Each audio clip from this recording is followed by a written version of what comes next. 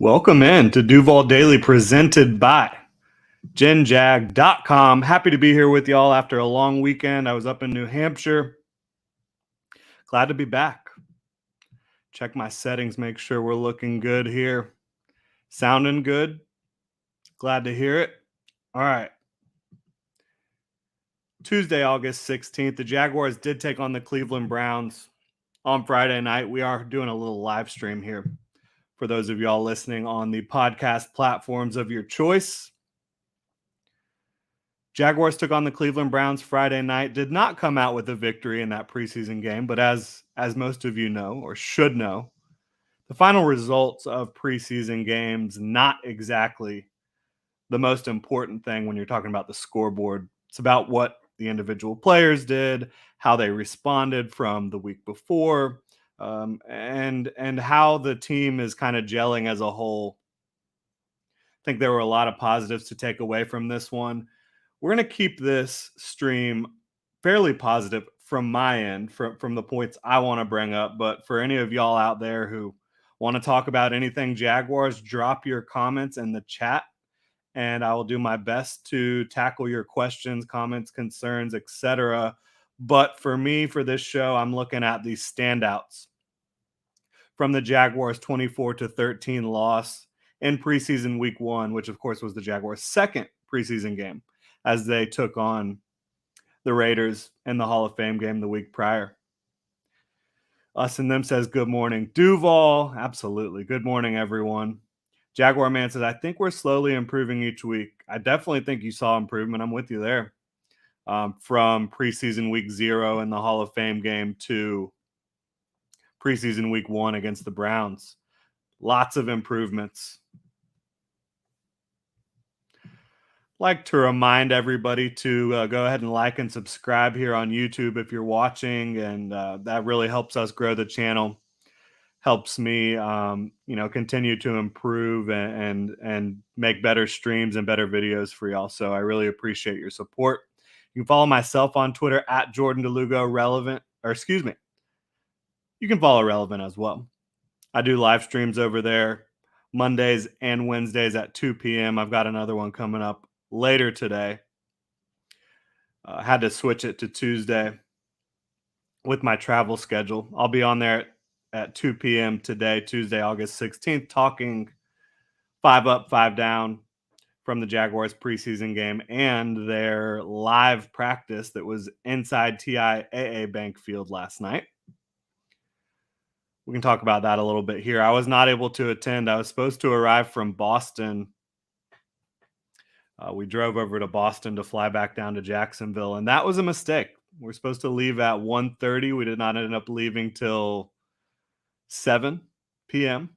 So was not able to get back for practice, unfortunately. But John Shipley and a bunch of other great folks had you covered with everything you needed to glean from practice, including Trevor Lawrence's completion numbers, 21 of 27 in the team portion of that practice. He looked really good, had a couple touchdowns. One turnover-worthy throw. Tyson Campbell probably should have taken it the other way. But overall, a good practice, under the lights at TIAA Bank Field last night, from what I could take away. Again, not being there.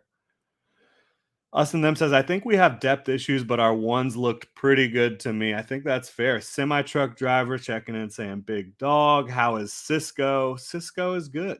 I think if you're referring to the injury, he did have to pop out after a tackle on Monday night's practice, but he got back into the practice pretty quickly, and he should be good to go. Semi-truck driver says, thoughts on Justin Fields preseason? Maybe we'll look at that here in a little bit. I have not studied his preseason, to be honest. Again, I was on vacation from Thursday to yesterday. Not caught up on everything going on around the NFL. I've done my best to keep up, but I haven't studied Justin Fields yet and his preseason performances. But let's go ahead and get into some of these Jaguars standouts.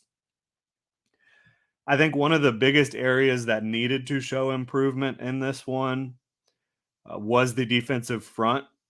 The down linemen and the linebackers against the run really struggled against the Raiders big time. They were struggling fitting their gaps, controlling their man, and then just making tackles at the second level with the linebackers. I thought that Roy Robertson Harris and Devon Hamilton played so much better than they played in the first preseason game. They were both kind of getting blown off the ball in the first preseason game against the Raiders. This time they were getting pressure, they were getting penetration, and when they needed to, they were stacking and able to shed at the right time to make plays. So that was really encouraging because those are two guys that have played well in practice. They have the talent to get the job done. They're going to be relied on as starters in this base defense. Devon Hamilton at nose and Roy Robertson Harris at defensive end, and they needed to play a lot better than they did the first time out. And then you look at Foley Fatukasi, who got in his first game action as a Jacksonville Jaguar, and I think his presence helped them out a lot as well. Also lining up at defensive end opposite Roy Robertson Harris, and again Devon Hamilton in the middle there. They looked really good against the run. Now, did you see Kareem Hunt? Did you see Nick Chubb? No. But the Browns' third runner, Dionis Johnson, I believe is his name. He's a guy that popped off last year when there was injuries in the Browns' backfield. So this is a guy who has experience and has talent, quite frankly. Really did some good things for the Browns when he was tasked with getting into the game last year. So I think that not only from a defensive front standpoint, the defensive line, but looking at those off-ball linebackers, you got Foye Oluokun his first game time, and Chad Mumma was still in there with the starters as Devin Lloyd is supposed to be getting back into doing some team drills this week after suffering the hamstring injury just at the very beginning of training camp.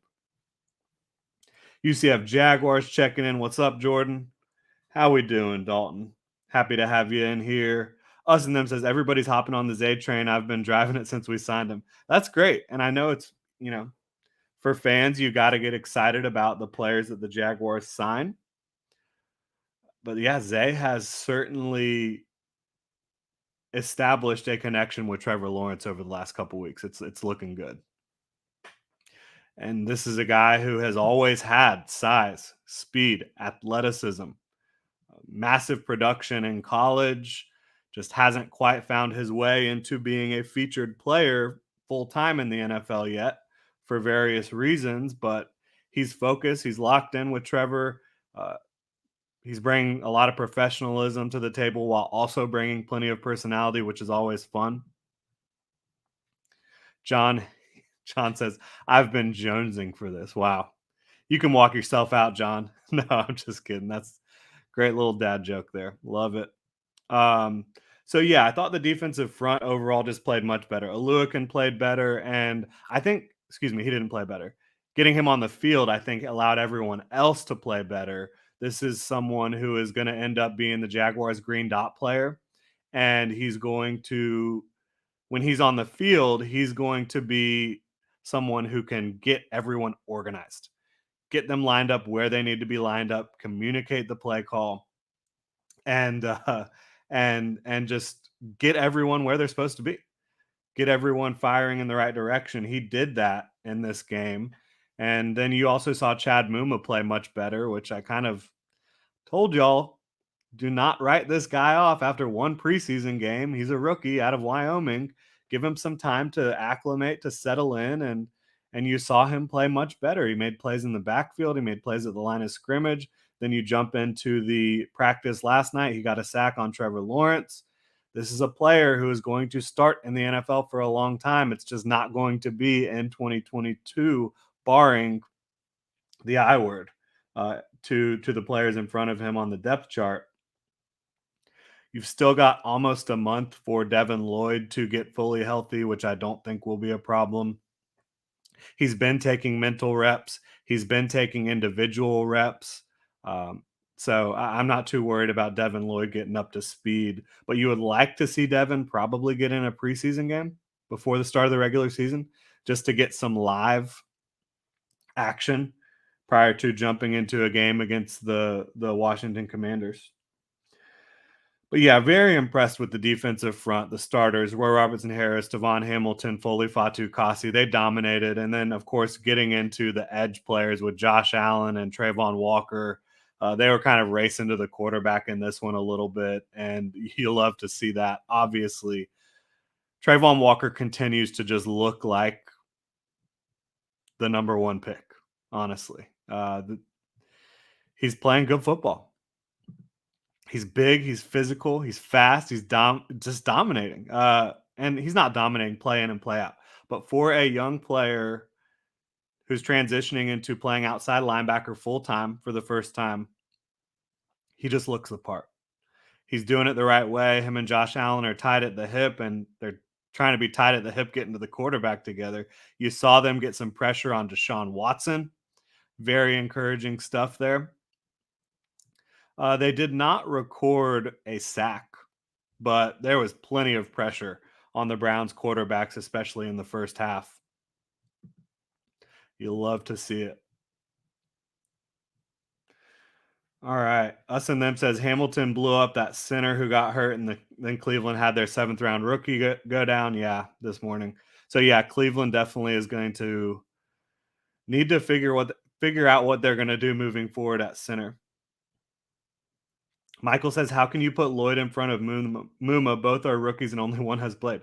Because he's in front of Mumma on the depth chart, because he was a first-round pick, because the Jaguars traded up for him, and because overall, I think anybody who was evaluating linebackers coming out in the draft this year had Lloyd a good bit in front of Mumma. Devin Lloyd was my 12th overall player, top linebacker. Mumma was my second linebacker, but I had him as a early second round pick, not a first round pick. So just draft pedigree, what he was able to prove throughout the spring, how the Jaguars feel about him, and his overall talent level. He's going to be the starter next to Foye Oluokun when he's healthy. Bottom line. Semi truck driver says, "Can we get an airport review as well?" Well, I mean, Boston Logan Airport, we were there for like 12 hours yesterday. So anytime you're in any airport for 12 hours, I don't think the review is going to end up being very good. So I'll just pass up on that. I feel you, Payne says, what's up, Jordan? In your opinion, has there been any backup O-line/D line that has stood out to you? Yes. And I'll talk about that here in a little bit as we keep going through these standouts. Us and them says that hold against Walker would have likely been a sack. Yeah. Yeah. They were getting pressure, like I said. And Walker did draw that holding call. Semi truck driver says, sorry to get you charged up about the backer out of Chicago. I'm not charged up about anything right now. I'm happy to be here. We've got, what's your thoughts on our O-line? Are you encouraged or concerned? We can talk about the starting O-line right now. I think pass pro was fantastic when Trevor Lawrence was in the game with those starting offensive linemen. They looked really good. He had plenty of time to throw the ball. You saw them getting out and doing some rollouts, some boot stuff, and that looked really good from an offensive line movement and cohesion standpoint. Trevor looked comfortable doing it. I would say there was a couple busts in the run game where they either just did not create any holes for ETN to run through, or they just missed an assignment. A couple times off the left side, there was just a free runner in the backfield immediately after Travis Etienne got the ball. But I do think there was a couple times where Etienne missed a crease, missed a hole, and he was just a little antsy out there. But yeah, the first string offensive line, I'm very encouraged, especially in pass pro. And in the running game, that's just going to take more reps, really. It's really a feel, like you got to know where your guy's going to be next to you. And I think you saw some big time flashes from that run blocking from the starting offensive line, but you also saw a couple where it was like, all right, we need to just make sure we're on our P's and Q's here. And as they play more together, I think you'll see that come together more. Jaguar Man says, I think we'll lose the whole AFC West. They're too good this year. It's possible, but the Raiders in Jacksonville is helpful, right? You like that that's a game in Jacksonville. I know you're traveling to Kansas City and you're traveling to Los Angeles to take on the Chargers. Those two are going to be really tough, obviously. Raiders won't be a cakewalk in Jacksonville. The Raiders will be favored probably by a good bit, but being in Jacksonville, West Coast team traveling to the East Coast a little later in the season, I think the Jaguars might have a chance in that one. And then you take on the Broncos in London, which we'll see. I'm not sold that the Broncos and Raiders are definitely going to make the playoffs. So we'll see about that. All right. John says Tyler or Little. Are we talking Taylor or Little? Get back to me on that one. I'm assuming you are. Us and them says with the Ravens releasing Corey Clement and him being a former Doug running back, should we consider him for depth being he would already know the offense? So this isn't entirely Doug's offense. I do agree with you. He has familiarity with Doug, and he was a Super Bowl star when Doug Peterson and the and the Eagles won the Super Bowl back in 2017. But I do think the Jaguars like what they have at running back. But no, I wouldn't be surprised if they brought in Corey Clement. I mean, could he outperform Mekhi Sargent, Rock Armstead? Yeah, I do think the Jaguars are set with their top three, though. When you talk about Travis Etienne, James Robinson, who is incredibly close to getting back on the field in a full time capacity, and also Snoop Connor. Jax Air says, "Hey Jordan, how has EJ Perry looked in camp? Are the Jags going to bring in another camp arm? I don't think they're going to bring in another camp arm. They did release Jake Luton yesterday. I don't think EJ Perry's looked great, but he also hasn't had much time in camp. I mean, he got injured at the start of camp. They waived him injured or non-football injury, and then they brought Slaughter in a couple weeks later. Move on from Slaughter, bring EJ Perry back when he's healthy. So it's just too early to really tell. But I think the Jaguars like his athleticism. They like his playmaking, and he's a potential practice squad player. John says, typo, sorry, yeah, which in your opinion is better? Between Jawan Taylor and Walker Little. I would take Walker Little. I'll probably make a longer video on that subject, but I will tell you for sure I would put Walker Little in as the starter at right tackle and have Jawan Taylor as your backup right tackle. And then if something were to happen over on the left side, you bring in Walker Little. You switch him from the right to the left side because he has so much experience on that side. And then you just put Jawan back at right tackle. That's what I would do, how I would handle it. We'll see what the Jaguars are going to do. I think they're leaning in that direction. I just think they wanted to give Jawan a fair shake this offseason. And training camp, it did not help him that he got injured, but it is what it is. I would definitely be leaning towards Little, but I think I'm going to make a video about that later on. Kyle says, are we going to keep 3 or 4 running backs? Don't know. That's one of the great things about Doug Peterson. He is not dogmatic or stuck in his ways when it comes to keeping X amount of players at X position. If he thinks that this position is loaded and he doesn't want to lose one of these players, then he's going to keep the players he needs to. Like he could keep 5 receivers, he could keep 6, he could keep 7. He could keep 3 running backs. He could keep 4 running backs. He's going to be rolling with the punches when it comes to roster construction. He's going to adjust. It's not just going to be the same amount of players at each position every year. Now, if I had to guess, are they keeping 3 or 4 running backs? I would guess 3. But they could keep 4. I think Armstead and Sargent have both done enough to keep a spot. Will they? I'm not sure. There's a lot of competition and a lot of spots on the roster.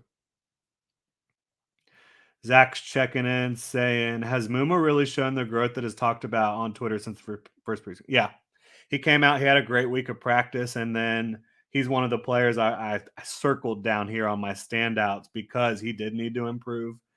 Like I said earlier, he made plays in the backfield. He made plays at the line of scrimmage.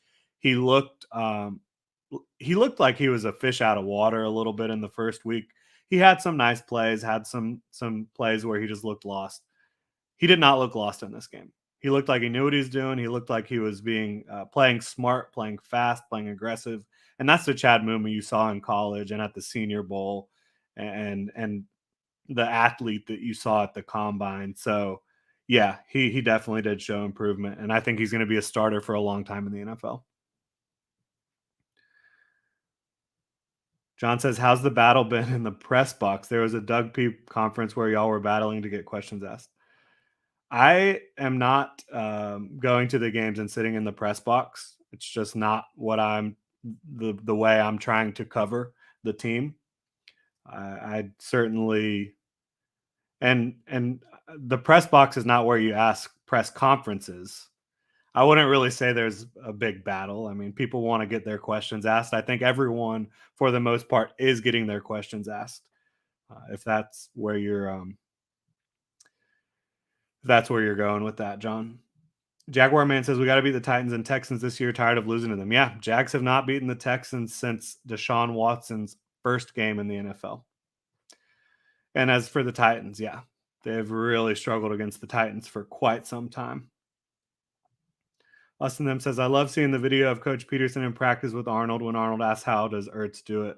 Then Doug walks him through it and explains, yeah, Doug is going to be able to pass on wisdom. He's going to be willing and able to do that in a lot of these situations with a lot of these different positions. UCF Jack says, how does YouTubing compare to writing? I prefer making videos and podcasts. And especially I love doing these live streams. I love doing the videos and podcasts that are just more focused and not live streams, but I love doing the live streams too because it's really fun to interact with everyone on here and create more of a community feel.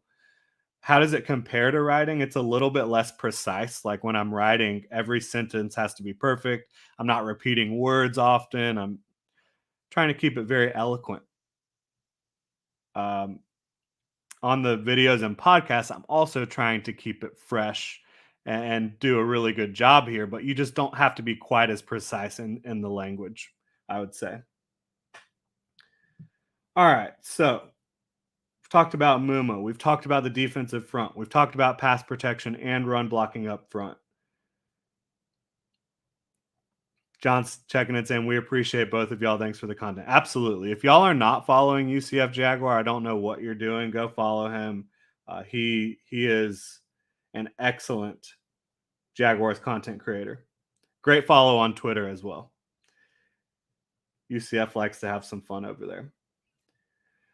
So, talking specifically about Travis Etienne. Etienne, I think I mentioned this earlier. He had a couple runs where he just looked antsy and a little rusty. One where he tried to pop it right when there was definitely a little crease to the left side. And that's, in my opinion, a product of not doing this in a very long time. Yes, they have had live reps in practice, and that did help him get ready for this.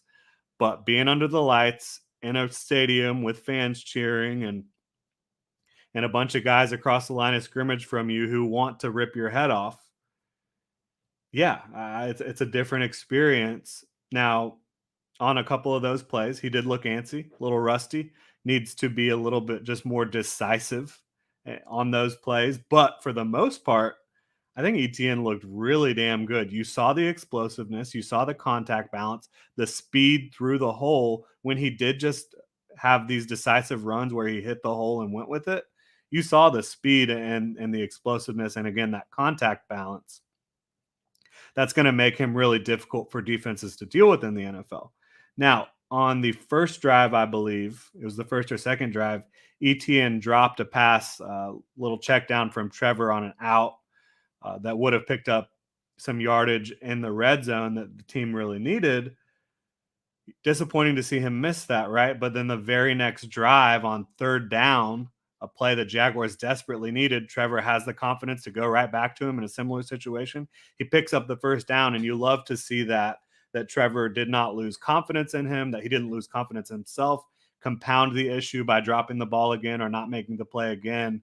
He bounced back, and that's what you need to see from young players when they make a mistake, bounce back and correct it. And he did that. I think there's been some talk too about like ETN not being able to run up the middle. And while he wasn't as decisive on a couple of those plays as he needed to be, there just wasn't a lot of push up the middle on a lot of those plays from the offensive line. I mentioned this. I don't think the offensive line was as good blocking it up for the running game as they were in pass protection, the starters this game.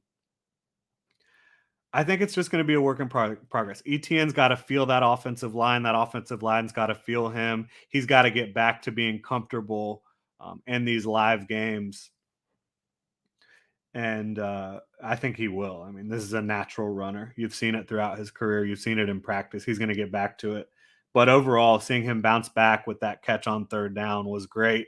Seeing a couple of those runs where you see the speed and contact balance, very good stuff there.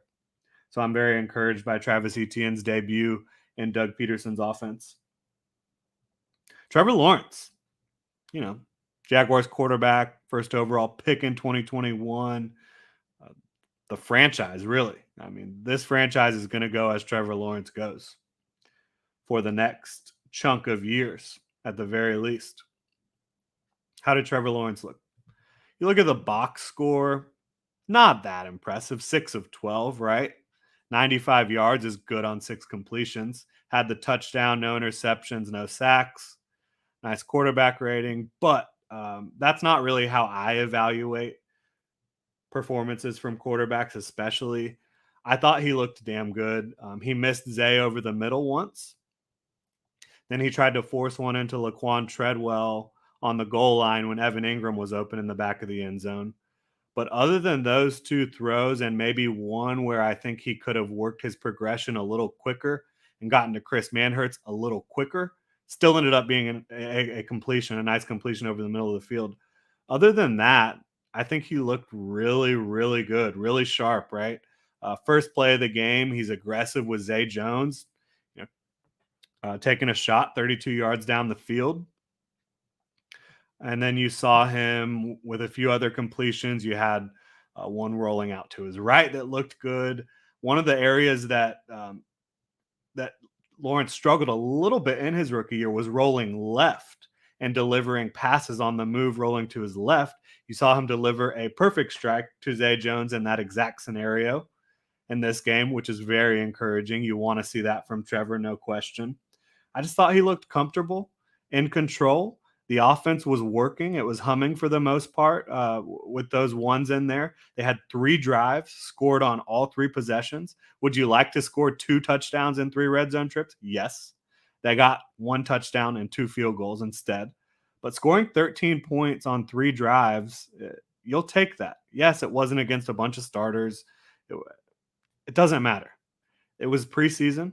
They did what they needed to do in most of those situations. Yes, you want to get 1 more touchdown. Make it 17-0 instead of 13-0.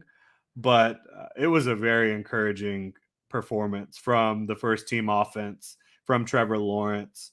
I think him and Zay Jones, talking about Zay Jones, their connection has really just lit up over the last week and a half or so throughout practice and then into the preseason game. And then last night as well, Zay Jones was very active, caught a touchdown pass from Trevor Lawrence. That connection's heating up, and I'm not going to sit here and call it's going to be the Zay Jones breakout year, but based on what we've seen over the last week or so, they're going to be connecting a lot. Is that connection going to work once they're working against starters in the regular season? We'll find out. But so far, so good on the Trevor Lawrence to Zay Jones front. And Christian Kirk has been doing very good as well. He did not play in the preseason game with the ankle, but he's back healthy now. And I expect him to be the Jaguars' leading receiver.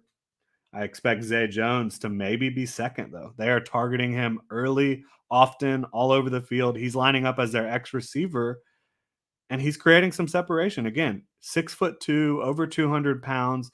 He ran a 4.440. He's made plays throughout his career in Buffalo and with the Raiders, but never gotten a full time opportunity to be a featured starter. The Jaguars are giving him that opportunity here, and it looks like he's taking advantage of it. He's going to have to do it in the regular season, of course. All right, we can check in on a couple comments here. Kyle says, my boss at work just asked me if he should take ETN in his fantasy draft. I told him it would be high risk, high reward. Any thoughts? Depends on where you're getting him. Certainly does. I think if you're getting him in the fourth round, you can feel really good about that. Third round and higher, I do think there's a little bit more risk involved there. All right, I feel your pain. Says in the mic'd up video when Doug said sometimes the defense will struggle, you see Josh Allen in the back shaking his head. No, I like the attitude. All right. Yeah, Josh Allen is not making any excuses this year. He wants to be the best player in the league, wants to be the best defensive player in the league. He's going for it. And in practice, I think he's been arguably the best player. Consistently getting would-be sacks pretty much every practice for Josh Allen. Jaguar Man says, I think Snoop Connor is boom or bust. I'm not sure what you mean by that. If you would like to expand on that, I'd be happy to tackle that comment. Austin says, ETN likes his spin move like Trayvon Walker likes his bull rush. Yeah, I think that's fair.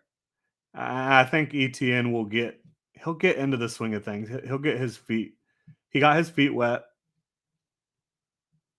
against the Browns, and I think he'll get more comfortable as the preseason goes on and then getting into the regular season. Kyle says Snoop Connor will hopefully be a goal line running back. Would be ideal for us if we stay healthy. I think James Robinson, if you're in on the goal line, is going to be your goal line running back. John says, I think Connor has the ability to be a solid, underrated back. It's always hard in a back by committee situation. I don't think it's been. I think he's looked good, honestly. Zach is whack says, yo, cut Chase on. No.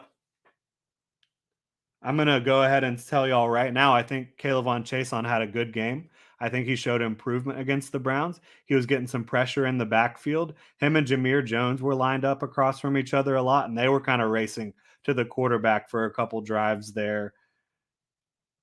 I'm not sitting here telling you Kayvon Chason needs to be a featured role player for the Jaguars this year, but he's showing improvement, and he's not going to get cut. He's their third outside linebacker right now. Bottom line.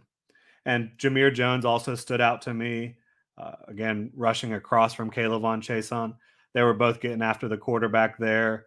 And then Arden Key as well. That's probably your top rotational rusher right now. He and DeJuan Smoot going to come in on the inside in those third down packages where you're just trying to create pressure. And they've been doing a good job of that so far.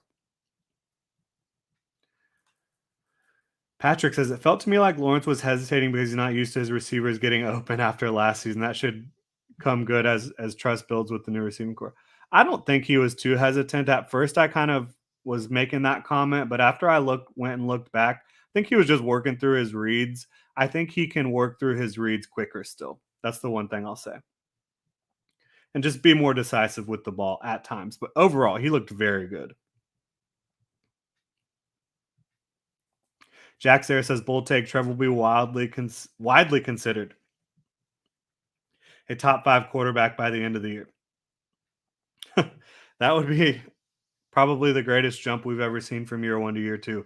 But I do think Trevor is going to be a guy you can talk about as a potential top 10 quarterback after this season. I am with you there. I just don't think top 5. I mean, Patrick Mahomes, Josh Allen, Justin Herbert, Joe Burrow, Tom Brady. Like, I don't know if we're getting there yet. We'll see. Robert says if Trevor would have led Zay on that first play, that could have been a touchdown. Maybe. I thought it was a decent throw, went up and got it. I was happy with the results on that one. Jaguar Man says it always feels good to know that your team is getting along on and off the field and you see your team succeed and improve every week. Yeah, they brought in a bunch of like-minded players. That was a focus for this regime this offseason, bringing in people that are good people, good teammates, football focused, family focused. That's what you're seeing, and so you've got a bunch of like-minded individuals trying to come together and work towards a common goal. You need that in football. I'm not saying you need all choir boys, but you need people that'll come, put their hard hat on, study their asses off, work their asses off, and work towards a common goal, a team goal, instead of personal goals.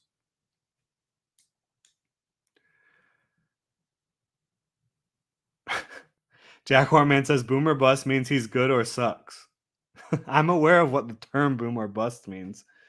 I just don't know how that is an analysis of Snoop Connor. I think he's. I've talked about it a lot. He's impressed me.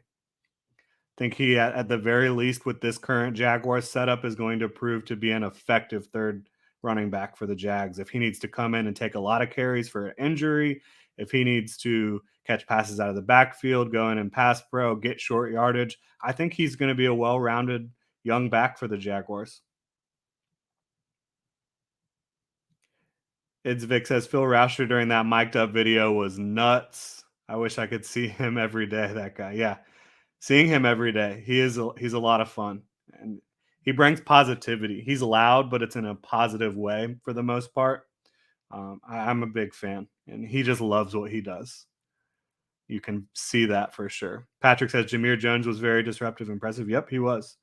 Patrick says was impressed by Mekhi Sargent as well. Yeah, Sargent's looked good. He's only 5'8", 208 pounds. He's a small running back, but I think he's got enough thickness to him, enough muscle to probably hold up. And yeah, I've been a fan of him. I think he's doing a lot of things well for them. Zach is wax. I just don't like what Chason said about putting the fifth, about which quarterback each other have out of. I don't know what you're trying to say there, but we're talking about football here. And they're not getting rid of Caleb Von Chason unless someone comes knocking at the door with a trade offer. He's their third. He's their third outside linebacker right now. Austin them says I thought Lawrence got a little too fired up and overthrew a couple of the. I mean, he really only overthrew one that I remember. I thought he looked good. Zach Weck said Chason rather have Burrow. Screw that. Okay, I hear you. Jaguar Man says, I hope we don't have to see Jake Luton that much this year because it's a disaster. Jake Luton got cut yesterday. He got waived by the team, so you're not going to have to worry about that at this point. Zach says, other than Dougie P, what coach is making the biggest difference from the train wreck that was last year? That's a great question. I don't have a good answer for you right now. Focused on the Jaguars too much. If you want to bring up specific coaches and ask me, I can do that for you. I Feel You Pain says Chris Manhertz looks more elusive and faster this year. I don't think so. I think he looks like, a typical blocking tight end. Kyle says, I've been very, very happy with how Doug has been keeping the team organized. We haven't had a lot of penalties in the preseason. I agree with you that the mental mistakes have been kept to a minimum, like pre-snap and all that. They look like they know what they're supposed to be doing.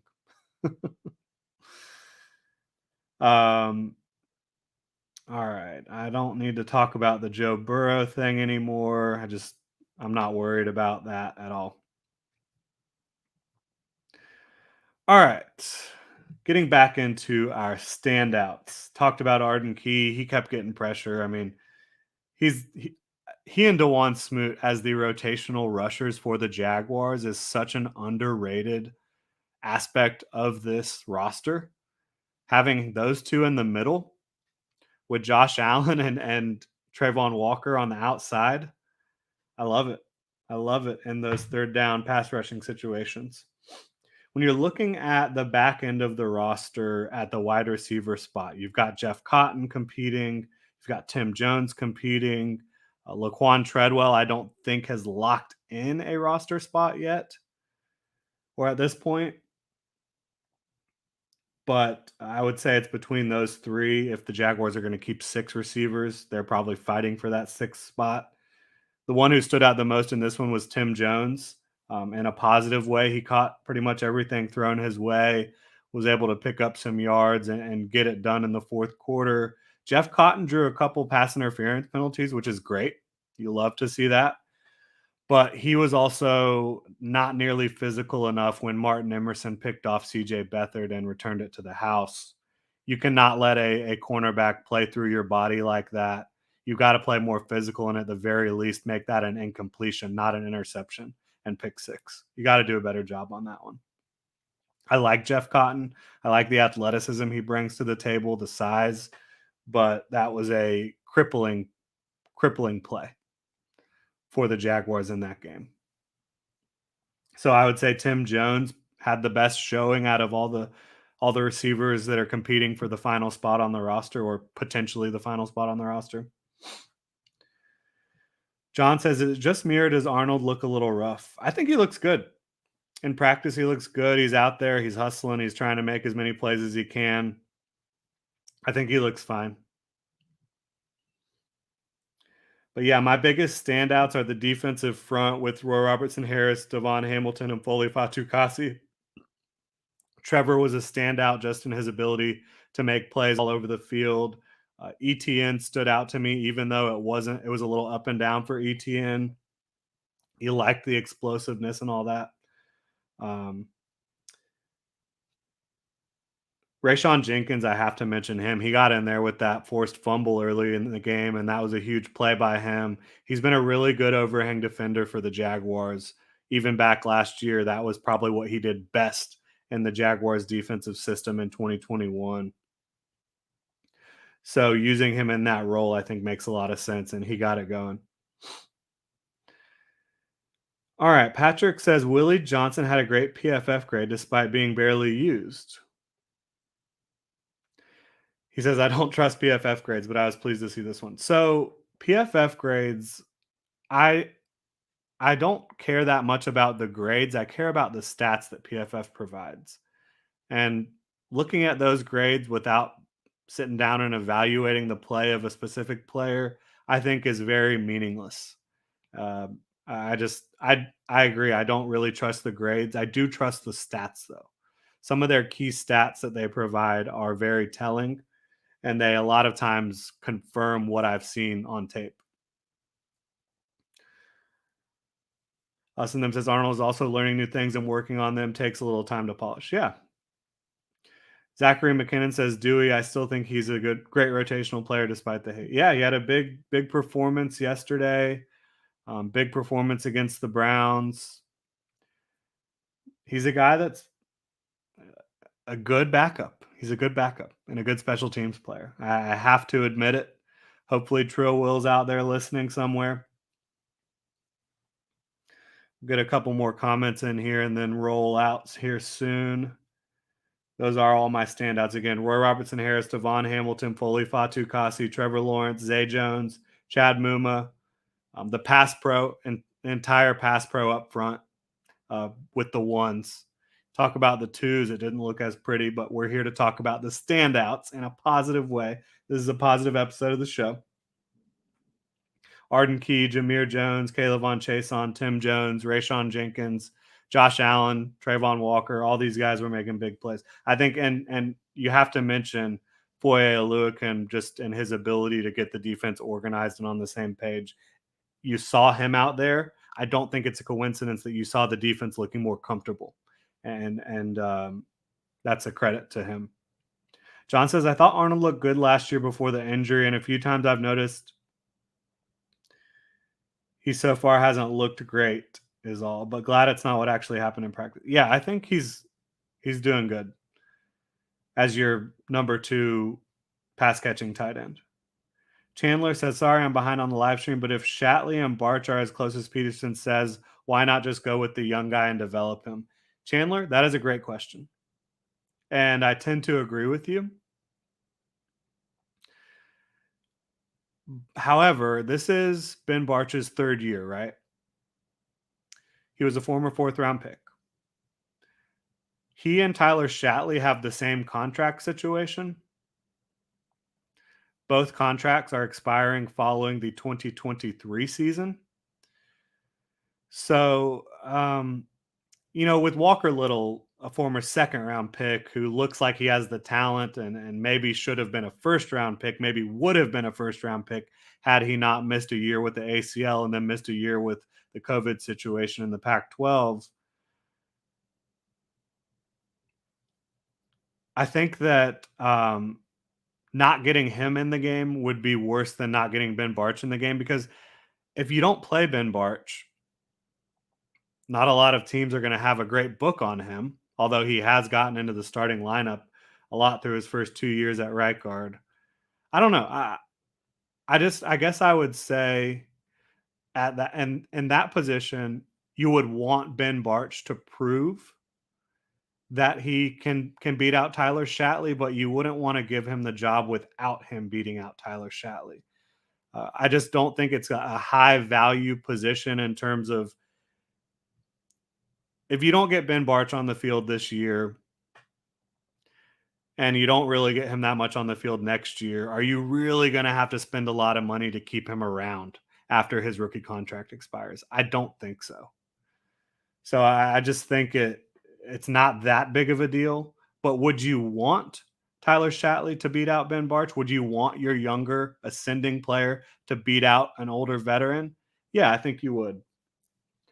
But I think whoever wins the job in the coach's eyes, that's fine. Zach is Wax says, appreciate the live show. I appreciate all y'all being here. Make sure to follow me on Twitter at Jordan DeLugo. Follow Generation Jaguar at Generation Jag. Hit that like and subscribe button if you're on YouTube. And today is the final day if you want to get in an order for our Duval Trucker hat. Popular item on the site. You can go check it out, genjag.com/shop. There's a link in the description below as well. John says, last season I would have said have Taylor move inside, but I think whoever doesn't start at right tackle should be the swing tackle out of Little or Taylor. So my opinion, I mentioned this earlier, I think if Little is your starting right tackle, Taylor is your backup right tackle. He doesn't have experience on the left side. So if you have an injury on the left side, Little switches over to the left side, Taylor goes in at right tackle. That's how I think they're going to play it.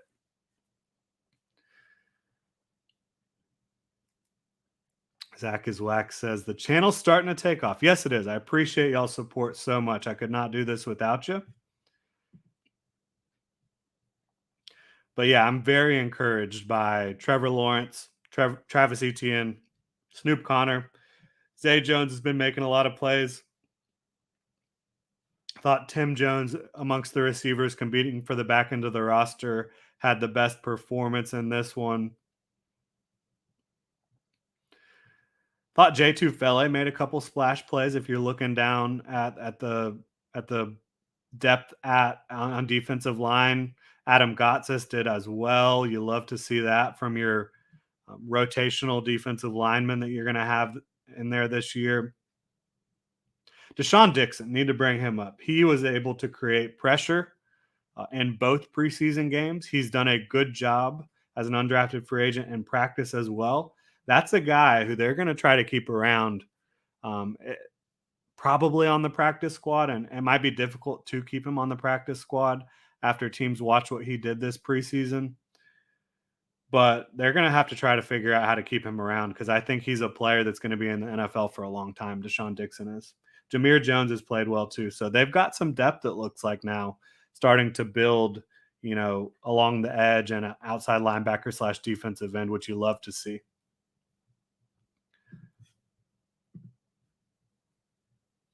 All right. Jaguar Man says, I got to say this was a fun offseason. Yeah, I think every offseason is fun. I'm always watching ball, so I'm excited to watch new football, live Jaguars football, instead of watching what we've seen from 2020 and 2021 Jaguars. But yeah, I have a good time throughout the offseason watching college players, watching free agents. I'm always watching ball, but this was a fun offseason. It was a lot of drama around the league, less drama in Jacksonville, but plenty of action between the draft, the free agent signings, Doug Peterson coming in, Trevor Lawrence developing, all that fun stuff. Um, Zachary says, I got Jags at +4 for week 1. I think you mean -4, right? But very good. I'm leaning towards the Jaguars in week 1 as well. Do not like what I'm seeing out of Washington.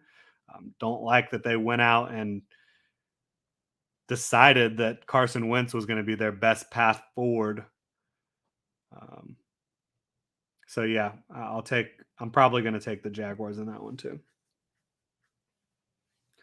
Us and them says Colin Coward said the experts say we are the team to watch out for.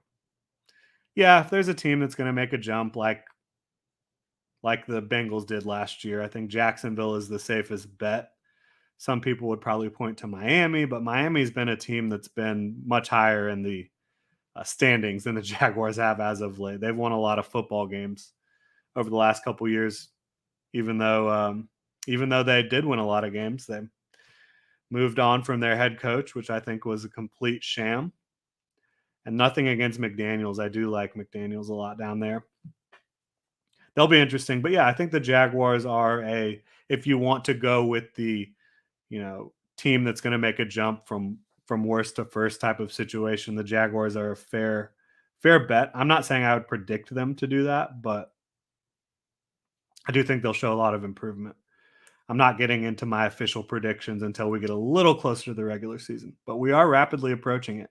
Prediction time is coming up. Jaguar Man says, I've been watching some baseball. I have not. I try to keep up with baseball every offseason, and I just get so damn bored. Will says 2021 is a tough season to watch. Yes, it is. Jesus is King says, how's Malcolm Brown and Jay Tufele look so far? Just brought up Jay Tufele. I think he looks really good. He didn't look great last offseason, and he was a guy that hadn't played football in over a year. So you can kind of understand why he wouldn't quite be ready to compete at his highest level. But he's a talented football player who, had he not missed a season due to the COVID situation with the Pac-12 kind of botching that, I think he would have easily been a day 2 pick in 2021. Instead, the Jaguars got him at the top of day 3. I think he's talented. I think he's showing his talent. And that's what you want to see. Oh, Jesus is King. Thank you so much for the super chat. Says thanks for keeping us updated. Really appreciate that, y'all. Means the world when y'all come in and show us the love here. Patrick says Miami has themselves a great receiving room. They sure do. They're going to need Austin Jackson to step up. They're going to need the offensive line to step up. They brought in Teron Armstead, but I think there's some other questions there. So we'll see. Zach says, I was actually able to place the bet on +4 is what I meant, not my own personal spread. Okay, very good. That's a very favorable spread. I'm with you there. I like that. All right, so that is going to wrap it up today. I really appreciate everyone for tuning in. Appreciate the super chat, Jesus is King.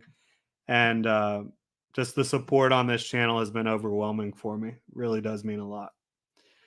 But thank you so much for tuning in to our Jaguars standouts versus the Browns. Again, I'll just run through the ones that stood out to me the most. Roy Robertson Harris, Devon Hamilton, Foley Fatukasi, Foye Oluok, and Chad Mumma, Trevor Lawrence, Zay Jones, Travis Etienne, Arden Key, Jamir Jones, Kaylavon Chason, and Tim Jones. And of course, Josh Allen and Trayvon Walker stood out, but they're standing out every practice and every freaking game. You'll love to see it from those two. All right, y'all. Hit me up on Twitter at Jordan DeLugo. Follow Generation Jaguar at Generation Jag. Make sure to hit the like and subscribe button on YouTube and check genjag.com for all the latest Jaguars news, analysis, and Duval gear.